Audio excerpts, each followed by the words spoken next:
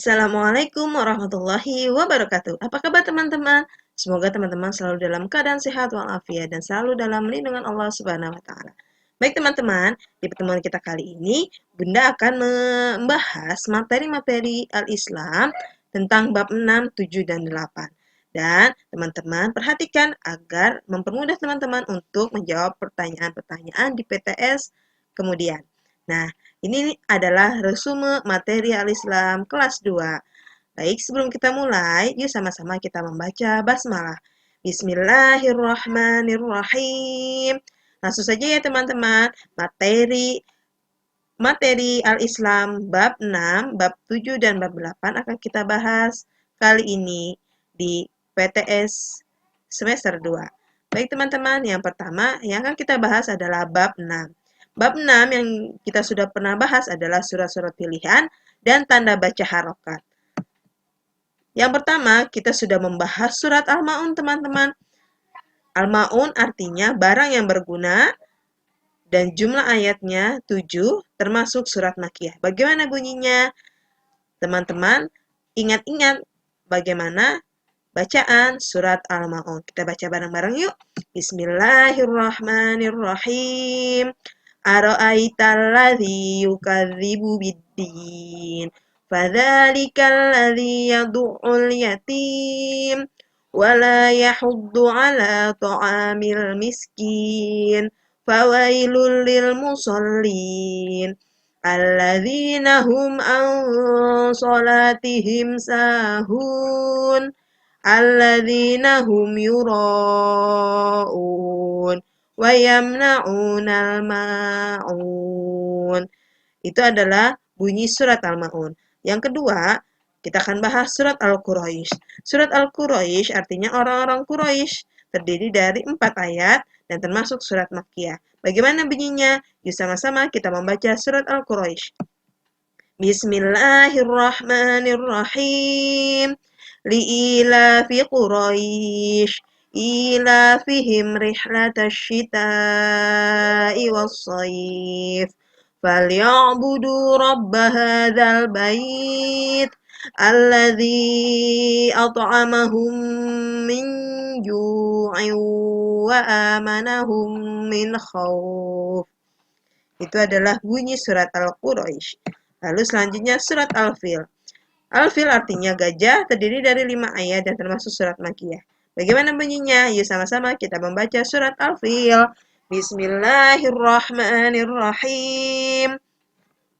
Alam taro kaifa fa'ala rabbuka bi ashabil fil. Alam yaj'al kaidahum fi tadlil wa arsala alaihim tayran ababil tarmihim bihijaratin min sijil faja'alahum ka'asfim ma'kul. Selanjutnya surat Al-Kafirun yang artinya orang-orang kafir, terdiri dari 6 ayat dan termasuk surat Makkiyah. Mari sama-sama kita membaca surat Al-Kafirun. Bismillahirrahmanirrahim.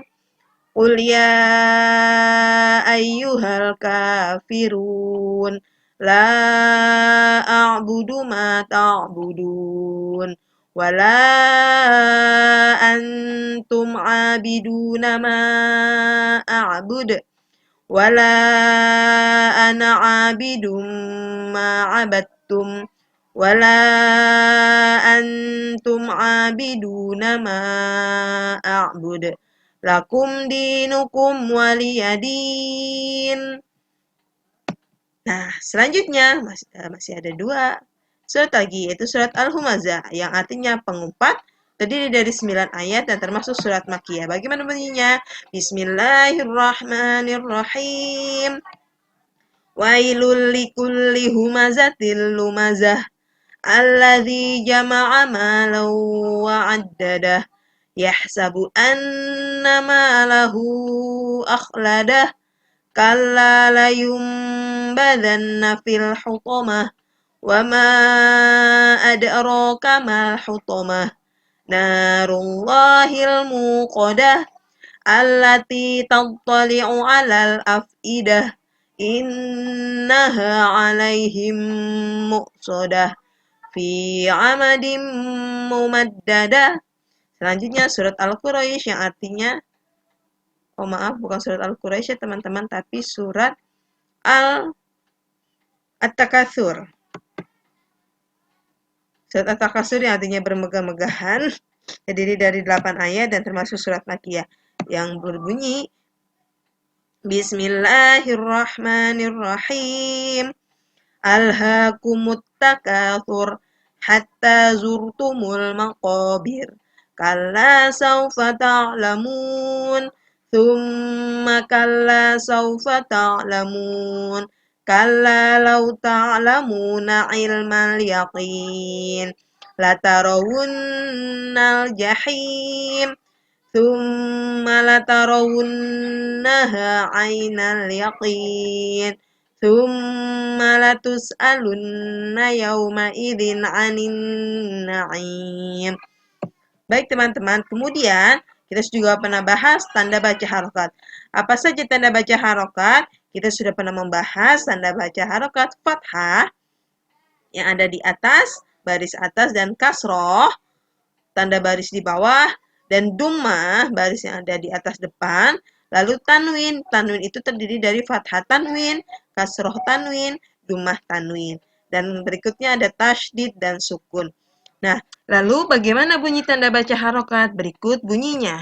Apabila fathah berbunyi A, lalu kasroh berbunyi I, dan dummah berbunyi U, lalu fathah tanwin atau fathah tain berbunyi an, kasroh tanwin berbunyi in, dummah tanwin berbunyi un, dan tasydid itu tanda double atau ganda.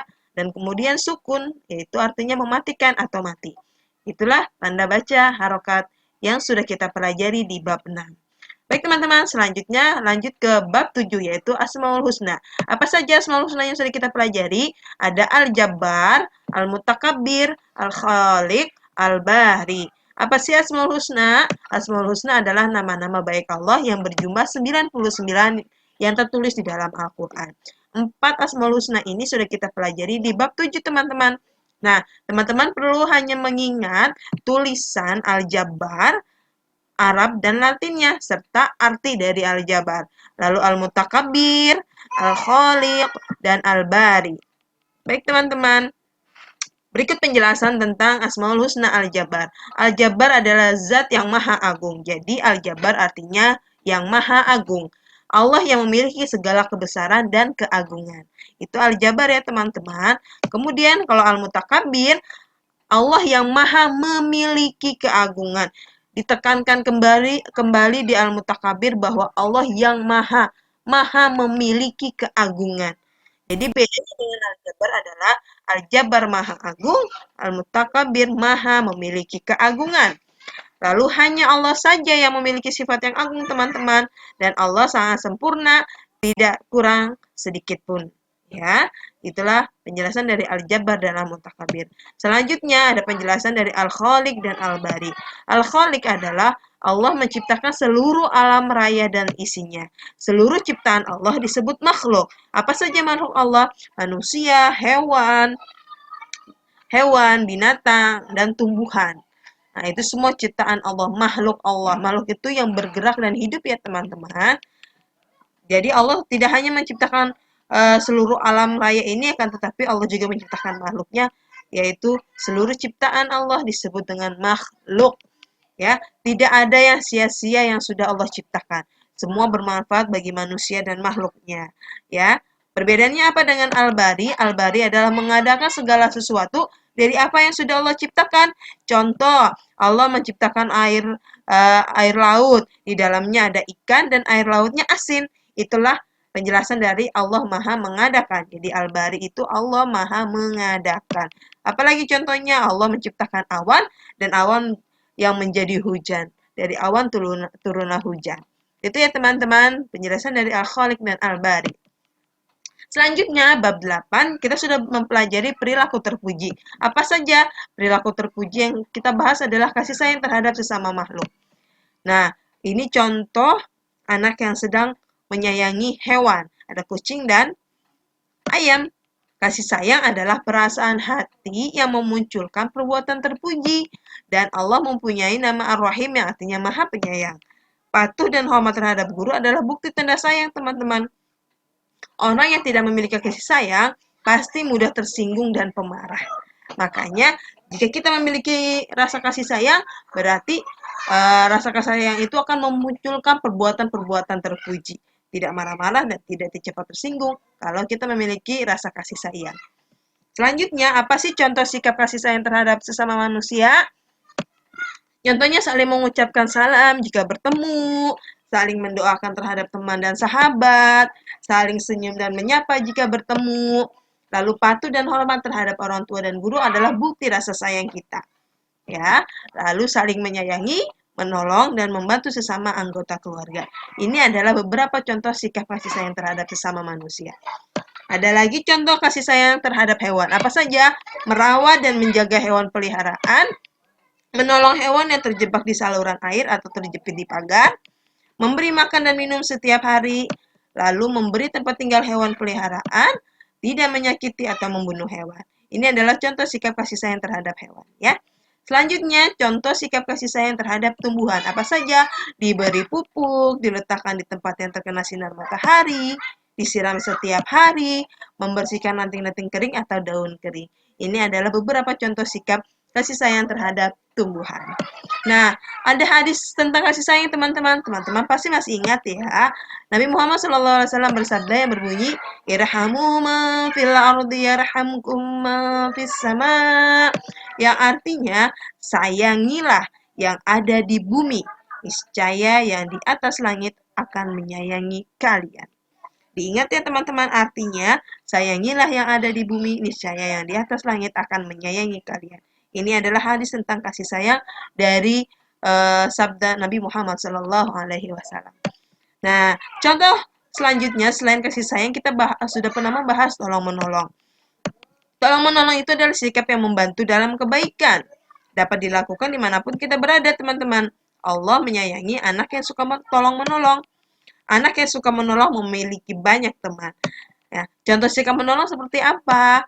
Menolong orang yang kesusahan atau kesulitan, menolong dalam kebaikan, saling membantu saat piket kelas, dan bekerja sama membersihkan masjid itu termasuk sikap tolong menolong, bekerja sama membersihkan lingkungan sekitar. Ini adalah contoh sikap tolong menolong yang kita bahas di bab 8, yaitu tentang kasih sayang dan tolong menolong. Oke, ini saja untuk resume pembelajaran Al-Islam kelas 2 dari bab 6, bab 7, dan bab 8. Semoga teman-teman bisa menjawab soal-soal PTS semester 2 kali ini. Let's say hamdalah, alhamdulillahirabbil alamin. Sekian dan terima kasih. Wassalamualaikum warahmatullahi wabarakatuh.